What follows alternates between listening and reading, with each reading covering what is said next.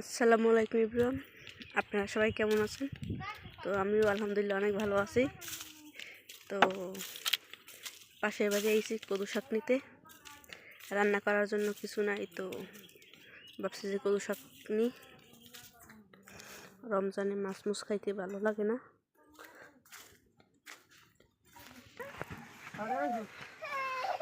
নানি শাক কাটা বদে আসো তুমি এদি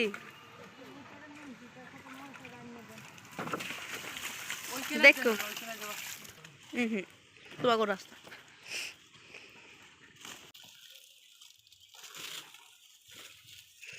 এই গাছে শাকই হয়েছে, কোনো কদুর খবর নাই, একটাও কদু হয় নাই, খালি শাক হইতেই থাকে।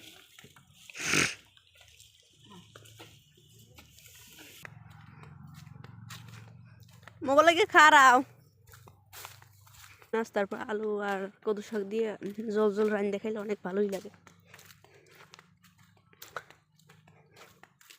আব্বু, তুমি কদু শাক খাবা?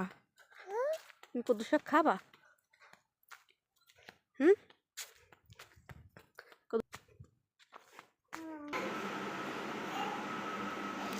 তুমি শাক করো নানির লাগে সাফি।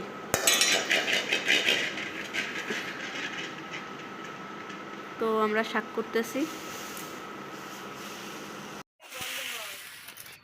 তো মা এখানে কদু শাক চড়াই দিছে। প্রথমে পেঁয়াজ কুচি, তারপরে যাইয়ে চিংড়ি মাছ আর নুন দিয়ে ভালো করে উসলে নিতেছে। এরপরে কদু শাকগুলো ভালো করে ধুয়ে নিব, কষলাইয়ে। সাফান হেও আইসে ধুইতে। আমি দুই, তোমার দোয়া লাগবে না। আরে মাবুত, ও নানি রান্না করে আর ওই কোলে উঠে বই থাকতো। এ সাফান, সাফান পানি দিয়ে দিতেছে, পানি গরম হয়ে যাইবে। এর ভিতরে তখন কদু শাক দিয়ে দেবে।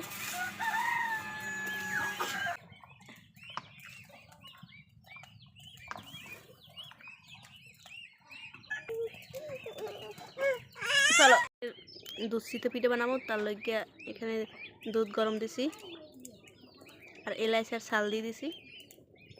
এরপরে পরিমাণ মতো চিনি দিয়ে দেবো।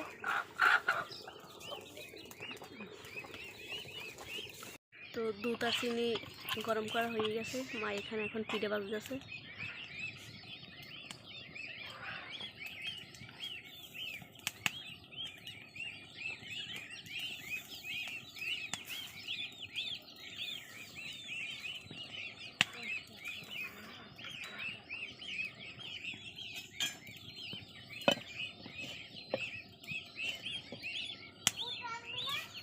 আনুরো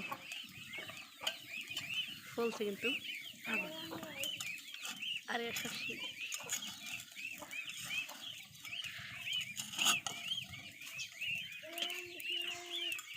তো গরম ভিজেলে নাকি এগুলো ভালো হয়ে বেজে পিঠে। মা এখানে বাজতেছে আর এখানে ভিজাইতেছে।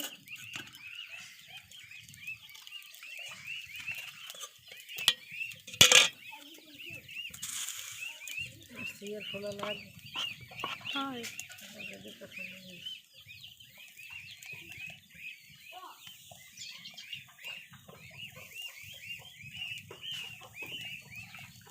জনগণের নামাজ পড়ে যা।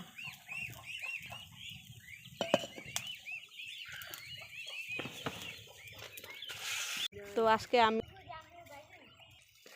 তো এখানে ভাই আমি আর রাফি আঁশগুলো দেখবো যতক্ষণ না ইফতারের টাইম হয়। তো আপনারা সবাই ভালো থাকবেন আর আমাদের জন্য দোয়া করবেন। হ্যাঁ, খোদা হাফেজ।